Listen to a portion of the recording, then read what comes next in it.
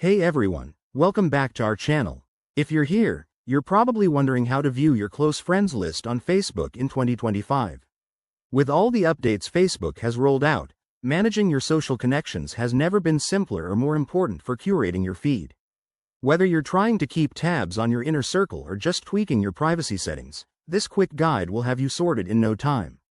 Let's dive right in. First things first, make sure you're logged into your Facebook account.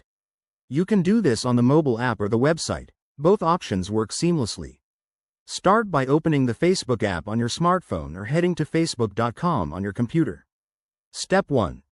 Once you're in, tap or click on your profile picture in the top right corner. This will take you straight to your profile page. Step 2. On your profile, scroll down a bit until you spot the Friends tab. It's usually right there, front and center.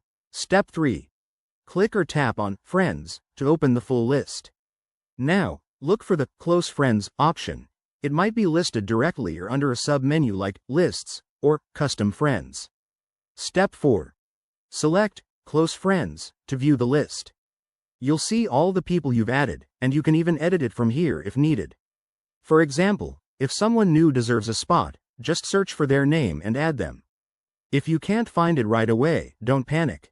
Head over to your Settings and Privacy menu, accessible from the drop-down under your profile icon. Go to Friends and Followers, then Friends Lists, and you'll find Close Friends there. This is also a good spot to double-check your privacy settings to ensure your list stays private. One quick tip. Your Close Friends list helps Facebook prioritize posts from these folks in your feed, making your experience more personalized. It's a fantastic tool for staying connected without the overwhelm. And there you have it. That's how you view your close friends list on Facebook in 2025.